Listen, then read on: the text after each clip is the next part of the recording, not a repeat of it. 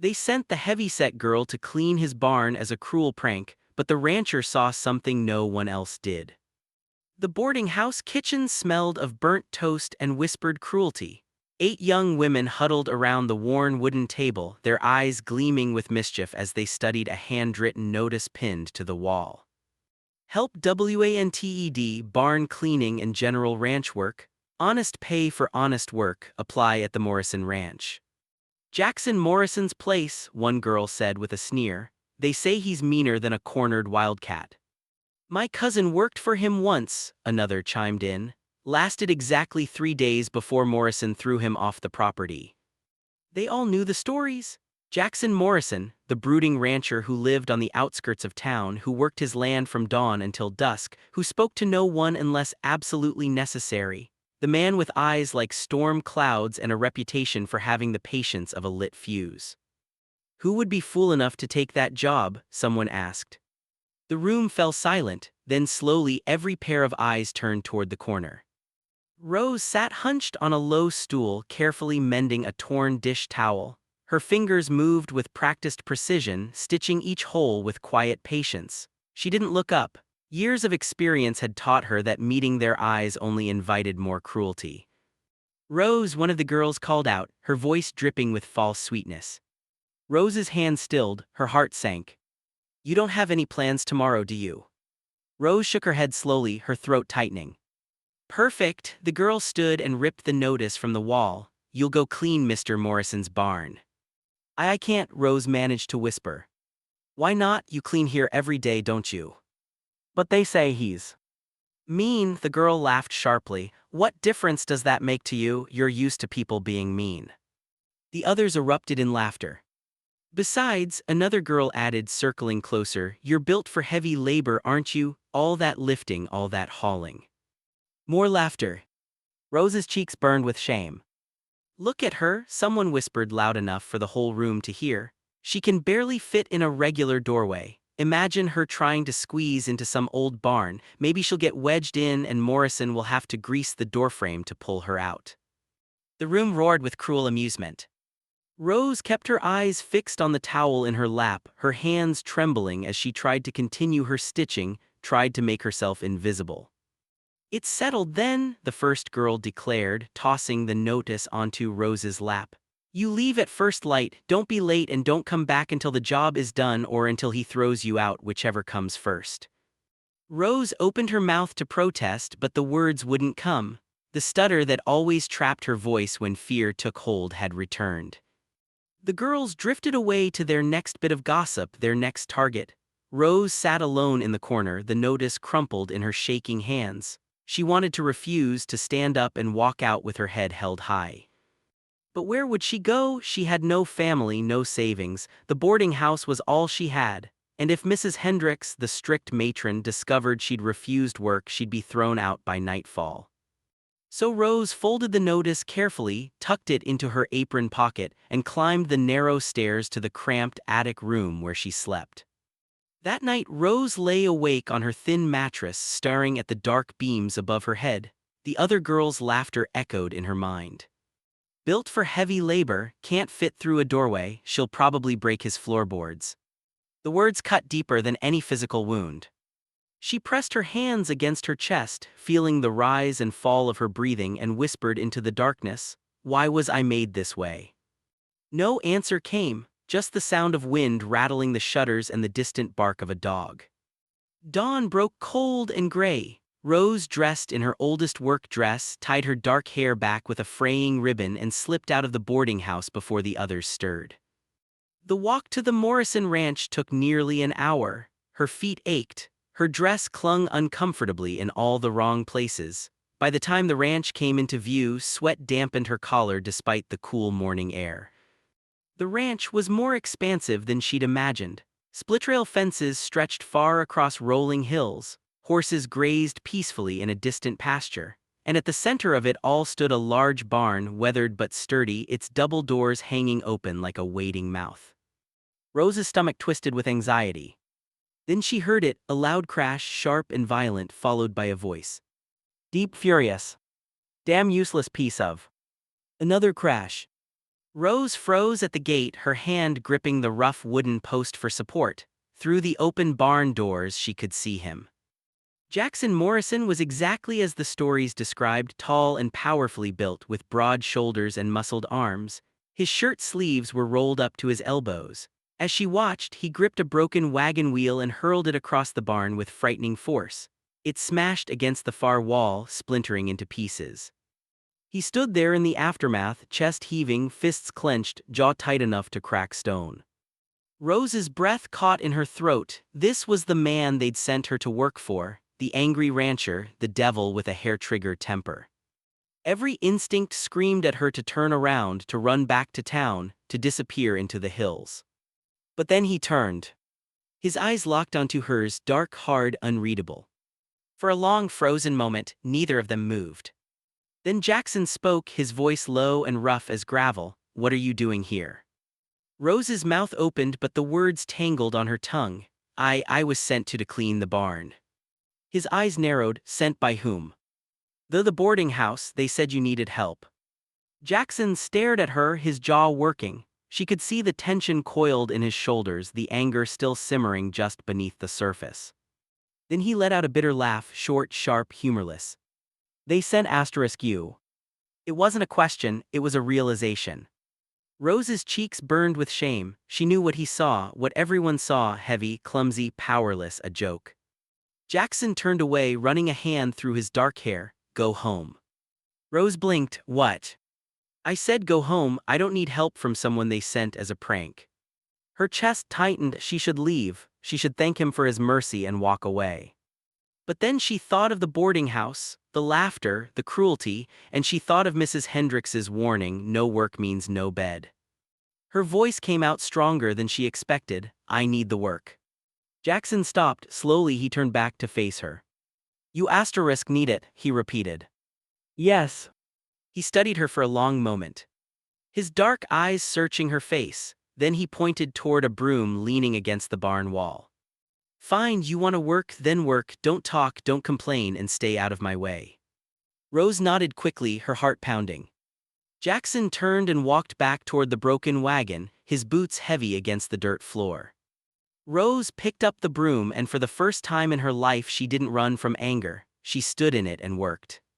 The barn was a disaster. Dust hung thick in the air, coating every surface. Hay lay scattered across the floor as if someone had thrown it in rage. Broken tools leaned haphazardly against walls. A saddle sat overturned in the corner, its leather cracked and neglected. Rose gripped the broom handle and began sweeping. Her arms ached within minutes. The dust made her cough. Sweat dampened her forehead despite the cool morning air. But she didn't stop. Jackson worked outside, hammering fence posts with brutal force. Each strike echoed across the ranch like gunfire. She could feel his anger in every blow, sharp, relentless, never-ending. Hours passed. The sun climbed higher in the sky. Rose's dress stuck to her back with sweat. Blisters formed on her hands around the broom handle.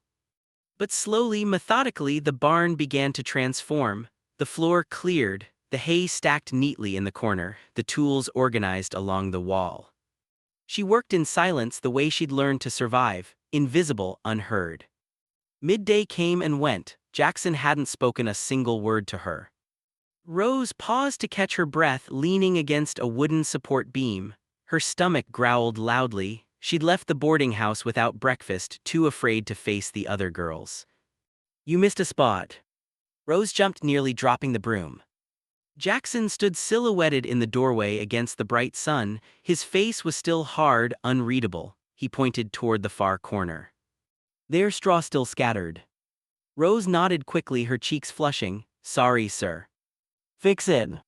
Jackson watched her for a moment longer, then turned and walked back outside. Rose's hands trembled as she swept the corner clean. She'd expected cruelty, expected him to throw her out like the girls predicted. But he hadn't. He was strict, cold even, but not cruel, just angry at the world. By late afternoon, Rose had finished the main floor. Her body screamed for rest. Her legs trembled beneath her. But she kept going, climbing the ladder to the loft to sweep dust from the rafters. That's when she heard footsteps below. Jackson stood at the base of the ladder, a tin cup in his hand. Come down. Rose descended carefully, her legs shaking on each rung. Jackson held out the cup, drink. The water inside was cool and clear. Rose stared at it, then at him. I don't want to be a bother. You're no good to me if you collapse. His voice was gruff, but something in it had softened just slightly. Rose took the cup with trembling hands and drank. The water was the sweetest thing she'd tasted in days. Thank you, she whispered. Jackson grunted once, then walked back toward the fence line without another word. Rose watched him go, the empty cup still in her hands. For the first time since arriving, her chest didn't feel quite so tight. The sun began its descent, painting the sky in brilliant shades of orange and deep purple. Rose finished sweeping the loft and climbed back down, her muscles aching in places she didn't know could ache. But the barn gleamed, every corner swept clean, every tool in its proper place, the hay stacked neatly. She stood in the doorway looking at what she'd accomplished and felt something she hadn't felt in years, pride. Jackson appeared from the pasture leading a chestnut mare by the reins. He tied the horse to the post, then glanced into the barn. His eyes swept across the clean floor, the organized tools, the neatly stacked hay. For a long moment he said nothing. Then quietly, "You're still here. You said to work, so I worked." Jackson's jaw tightened. He stepped into the barn, his boots echoing on the swept floor. He ran his hand along the wall, checking her work. His fingers came away clean.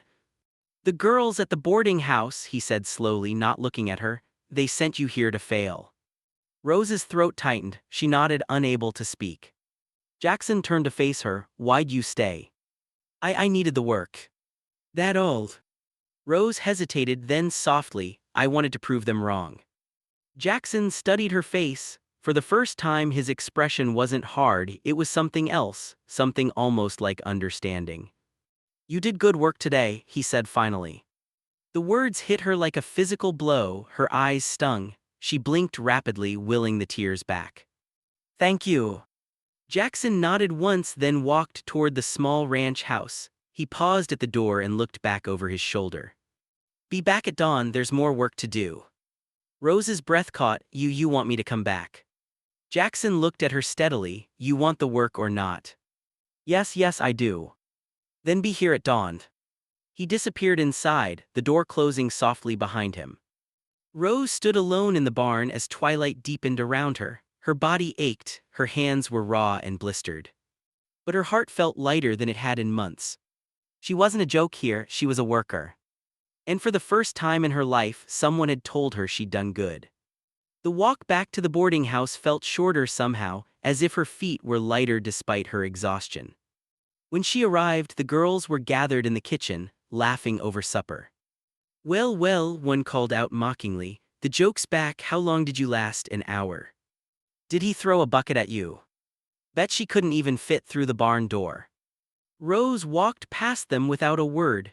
She climbed the stairs to the attic, washed her face in the small basin and lay down on her thin mattress. Let them laugh. Tomorrow she'd be back at the ranch, and the day after that, and the day after that. Because Jackson Morrison hadn't laughed at her, he'd given her water, he'd told her she did good work. And in a world that had spent years tearing her down, those small kindnesses felt like the first stones of a bridge she didn't know she could cross. Outside her small window, the stars began to appear one by one. Rose closed her eyes and whispered into the darkness, "Thank you." Not to the girls, not to Mrs. Hendricks, to the angry rancher who'd let her prove she was more than a joke. Across town, in a house built by rough hands and guarded by walls of silence, Jackson Morrison sat by his fireplace, staring into the dancing flames. For the first time in years, the barn had been clean. For the first time in years, someone had worked without complaint. For the first time in years, the silence in his house didn't feel quite so heavy. He thought of the girl with the trembling hands and the quiet determination, the one they'd sent as a joke, the one who'd stayed anyway. And something inside him, something he'd buried deep after his father's fists and his mother's cold indifference, began to stir. Not love, not yet. But recognition. She knew what it meant to endure. And maybe, just maybe, she was stronger than anyone gave her credit for. Including herself. Dawn came soft and golden. Rose arrived at the ranch before the sun cleared the hills. Her body still ached from yesterday's labor, but she ignored it. She'd made a promise to be here and she kept her promises. Jackson was already awake, chopping wood near the house. His shirt clung to his back, damp with sweat despite the cool morning air. Each swing of the axe was precise, controlled, but beneath it she could still sense the anger, always there, always simmering. "You're early," he said without looking up. "I didn't want to be late." Jackson buried the axe in the stump and turned. "Barn needs mucking today, stalls haven't been cleaned in a week." Rose nodded. "I can do that." He studied her for a moment, then pointed toward a pair of worn leather gloves hanging by the barn door. "Use those, work will tear your hands up otherwise." She took the gloves, surprised by the gesture. The work was harder than sweeping. The stalls were filthy, the smell overwhelming. But Rose worked steadily, pitchfork in hand, moving soiled straw into the wheelbarrow, hauling it outside, dumping it in the compost pile.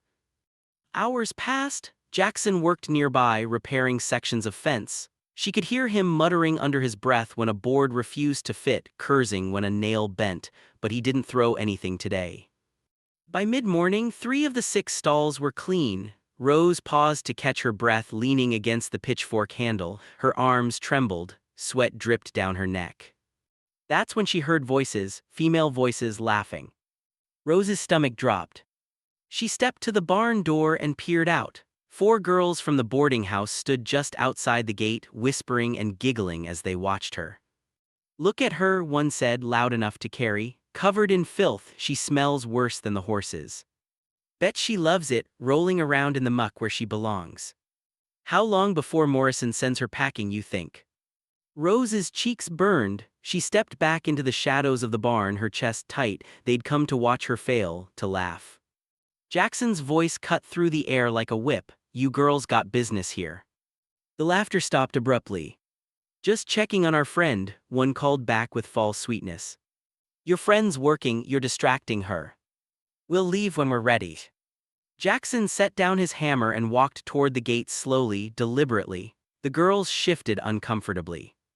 "I said," Jackson repeated, his voice low and dangerous, "you're distracting her. Leave now." One girl opened her mouth to argue. Jackson's glare silenced her instantly. They turned and walked away, whispering furiously among themselves. Rose stood frozen in the barn, her hands shaking. He'd stood up for her, again. Jackson returned to his work without a word, as if nothing had happened. But Rose's throat ached with unshed tears of gratitude. That afternoon, Jackson asked her to help stack hay bales in the loft. Rose climbed the ladder, her muscles screaming in protest. The bales were heavier than they looked. She gripped the first one, straining to lift it. It barely budged. She tried again, her face flushing with effort, still nothing. Footsteps sounded on the ladder behind her. Jackson appeared, his broad frame filling the small loft space. Here, he reached past her, gripping the bale with ease. "We'll do it together." Their hands touched just for a moment, but Rose felt it like a spark of electricity. Jackson's hands were rough, scarred, strong, but his touch was surprisingly gentle. They lifted the bale together, stacking it against the wall. "Next one," Jackson said. They worked side by side, moving bale after bale. The space between them grew smaller, their shoulders brushed. Their hands touched again and again, neither pulled away. When the last bale was stacked, Jackson wiped his forehead with the back of his hand. "You're stronger than you look," he said quietly. Rose's breath caught. "I'm not that strong." "You've worked 3 days straight without complaint. That's stronger than most men I've hired." She looked down, her heart pounding. Jackson sat on one of the bales, his shoulders sagging slightly. For the first time he looked tired, not angry, just tired. "My father," he said suddenly, his voice rough, "used to say work was the only thing that mattered. Didn't matter if you were bleeding, didn't matter if you were sick. You worked or you were worthless." Rose sat slowly on the bale across from him. That's cruel." "He was cruel," Jackson's jaw tightened. "Beat me if I didn't finish chores by sundown, told me I'd never be more than the dirt under his boots." Rose's chest ached. "I'm sorry." Jackson shook his head. "I survived him, but the anger, it never left." Silence fell between them, heavy with shared pain. Then Rose spoke, her voice soft. The girls at the boarding house have mocked me since I arrived, called me worthless, ugly, a burden. I started to believe them. Jackson looked at her, really looked. You're not worthless. The words were simple, but they cracked something open inside her. Tears spilled before she could stop them. Jackson stood, crossed the space between them, and offered his hand. Come on, day's not over yet. Rose took his hand, and for the first time in her life she didn't feel like a joke. She felt seen.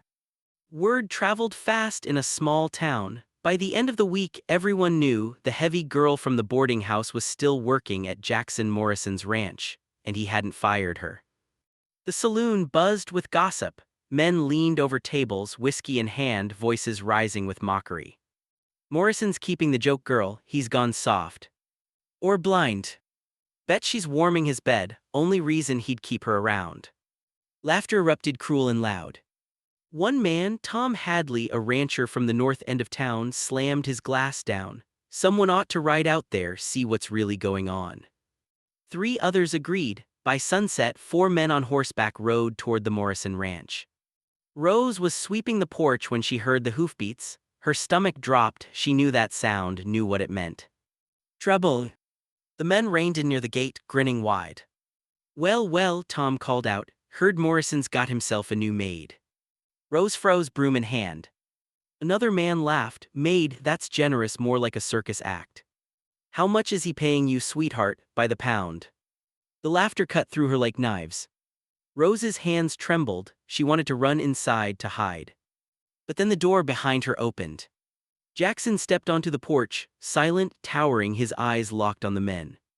You boys lost, his voice was low, dangerous. Tom grinned, just checking on you, Morrison, making sure you're all right. Heard you kept the joke the boarding house sent. Jackson descended the porch steps slowly. What I do on my land is none of your concern. Just seems strange, another man said. You turning down good workers for months, then keeping her asterisk. She works harder than any man you've got, Jackson said flatly. Tom laughed. Come on, Jackson, look at her. You really expect us to believe? I don't expect you to believe anything, Jackson's fists clenched at his sides. I expect you to get off my property. The men exchanged glances. We're just having a little fun, Tom said. Fun's over, leave. Tom's smile faded. You defending her honor now, the fat girl from the boarding house. Jackson stepped closer to the gate, his voice dropping even lower. You call her a joke? She's done more honest work in 1 week than the lot of you do in a month. Now get before I make you. The threat hung in the air. Tom stared at Jackson, weighing his options, then he spat into the dirt. Your funeral. The men turned their horses and rode off, their laughter echoing behind them. Rose stood frozen on the porch, tears streaming down her face. Jackson turned back to her. You all right? She nodded, but the tears kept falling. Jackson climbed the steps and stood beside her. For a long moment neither spoke. Then Rose whispered, you didn't have to do that. Yes, I did. They'll talk, they'll say terrible things about you now. Jackson shrugged. Let them. I stopped caring what this town thought of me a long time ago. Rose wiped her eyes with the back of her hand. Why do you care what they say about me? Jackson looked at her, his expression softening in a way she'd never seen before. Because you deserve better than their cruelty. The words shattered her. She'd spent her whole life believing she deserved exactly what she got, the mockery, the shame, the loneliness. But Jackson Morrison, the angry rancher everyone feared, was telling her she deserved better. And for the first time she believed him. Inside the house, Jackson poured her water, then sat across from her at the small wooden table. I need to tell you something, he said quietly. Rose waited, her hands wrapped around the cup. They're not going to stop. The town, the girls, they'll keep coming, keep talking, and it's going to get worse before it gets better. I know, Rose whispered. If you want to leave, I'll pay you for the work you've done, no hard feelings. Rose's heart pounded. She looked at the rough table, the simple cabin, the man who'd given her more respect in 1 week than anyone had in her entire life. I don't want to leave, she said firmly. Jackson's eyes searched hers. You sure? Yes. A faint smile tugged at the corner of his mouth. Good, because I wasn't ready to let you go. The words hung between them, heavy with meaning neither of them was ready to name. But something had shifted. This wasn't just about work anymore.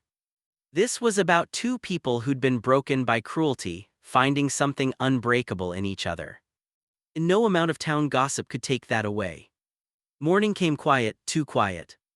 Rose woke in the small room Jackson had given her, sunlight streaming through the single window. For a moment, she forgot where she was. Then memory flooded back, the ranch, Jackson, the men who'd come to mock her, and Jackson's words, "I wasn't ready to let you go." Her chest ached in the sweetest way. She dressed quickly and stepped outside. Jackson was already awake, feeding the horses. He glanced at her and nodded, no words needed, just the quiet rhythm they'd built together over the past 2 weeks. She was reaching for the water bucket when she heard it. Hooves, multiple horses. Her stomach dropped, not again. But this time it wasn't men from the saloon. It was Mrs. Hendricks, the boarding house matron, riding in a small carriage. Behind her sat 3 of the girls who'd sent Rose here as a joke. Jackson set down the feed bucket, his jaw tightening. The carriage stopped just outside the gate. Mrs. Hendricks climbed down, her face pinched with disapproval. "Mr. Morrison," she called out sharply, "I've come to retrieve the girl." Jackson crossed his arms. "She's not going anywhere."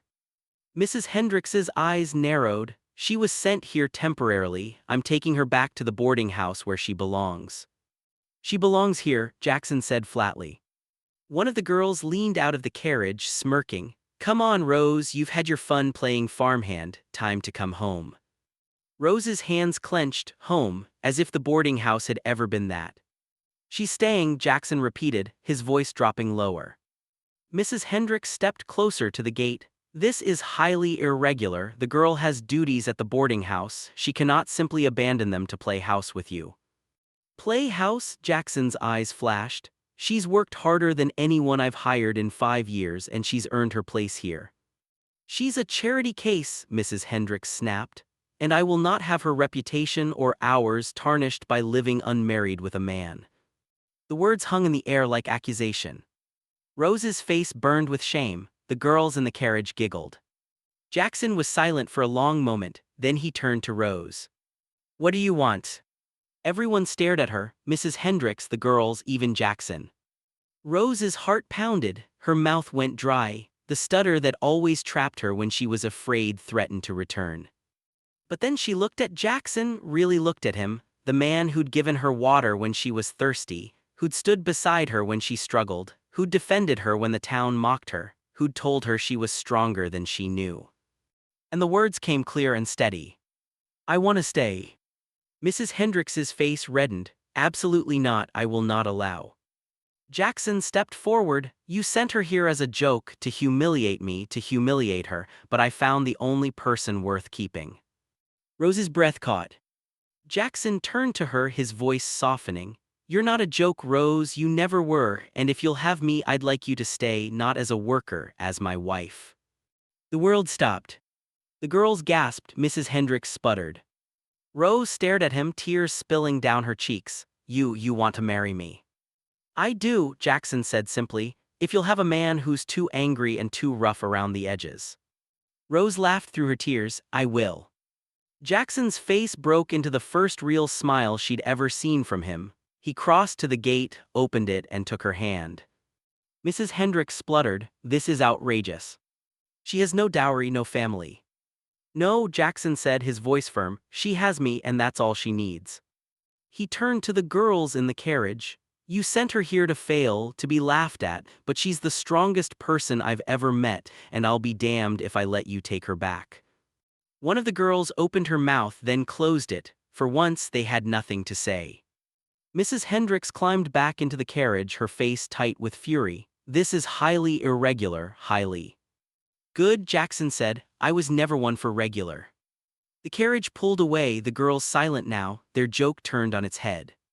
Jackson and Rose stood together on the porch, his hand still holding hers. "They'll talk," Rose whispered. "Let them," Jackson said, "I've got everything I need right here." He pulled her close, his arms wrapping around her gently. She melted into him, feeling safe for the first time in her life. "I never thought," she whispered against his chest, "that anyone would choose me." Jackson tilted her chin up, his rough thumb wiping away her tears. "You weren't sent here as a joke, Rose. You were sent here so I could find you." And there, on the porch of the ranch where she'd arrived trembling and afraid, Rose stood tall, not as the heavy girl, not as the joke, but as the woman the angry rancher refused to let go. The woman he chose. The woman he loved. As the sun rose higher over the valley, Jackson Morrison and Rose stood together, hand in hand, ready to face whatever came next. Because the joke was on the town. She'd saved him just as much as he'd saved her. And together they were unbreakable.